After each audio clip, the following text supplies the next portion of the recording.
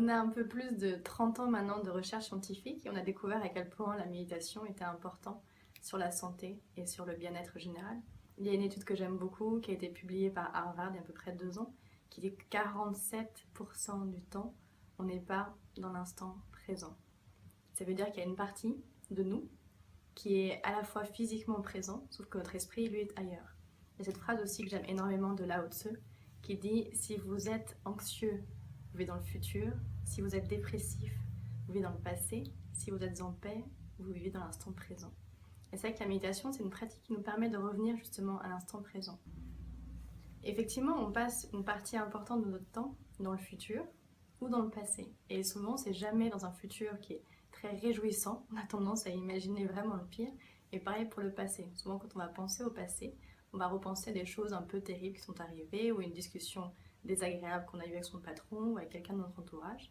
Et pareil pour le futur, on va anticiper et imaginer le pire. Et donc, toutes ces anticipations créent un stress qui est énorme. Et donc, la méditation va nous permettre de découvrir une nouvelle relation à la fois avec nos pensées, avec nos émotions. Par exemple, pour parler du stress il y a quelques instants, ce qui se passe avec le stress, c'est qu'en général, à nouveau, quand on imagine le pire, quand on imagine un rendez-vous important, on peut ressentir beaucoup de stress. Et qu'est-ce qu'il va faire? C'est-à-dire qu'on va ressentir cette émotion comme quelque chose de désagréable et on va se crisper intérieurement. Et ce qu'on ne sait pas, c'est quand on se crispe, on va bloquer littéralement cette émotion à l'intérieur de nous. Et là, avec la méditation, ce qu'on apprend simplement, c'est à changer notre regard sur l'émotion et à l'accepter et à l'observer. Donc la méditation nous permet de développer naturellement ce qu'on appelle l'intelligence émotionnelle.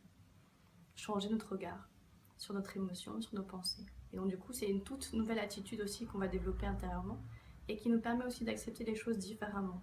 Donc on va aussi lâcher le jugement. Et ça nous permet aussi de nous accepter exactement comme on est, à savoir totalement imparfait, mais très heureux. C'est ce livre magnifique de Christophe André que je recommande souvent, Libre, imparfait et heureux. Beaucoup d'entreprises, notamment ce qu'on appelle les entreprises de la Silicon Valley et de Palo Alto, ont intégré vraiment cette méditation au quotidien. En général, là-bas, quand on fréquente des cadres là-bas, c'est assez étonnant, ils vont le pratiquer au moins 20 minutes par jour. Et ils se sont rendus compte que ces 20 minutes par jour, pour eux, étaient totalement incompressibles. Quand on va méditer, on va développer, on va stimuler une partie importante du cerveau qui est le cortex préfrontal, qui va faire, qu'on appelle le cerveau lucide aussi, qui va faire qu'au quotidien, on va vraiment gagner en clarté d'esprit. Ce qui va faire qu'on va être beaucoup plus efficace, beaucoup plus attentif, beaucoup plus concentré à ce qu'on fait, le moment où on fait. Et en plus de l'efficacité, aussi on gagne beaucoup en créativité. Il y a énormément de qualités qu'on va développer et qui sont essentielles à l'épanouissement dans une vie professionnelle et personnelle.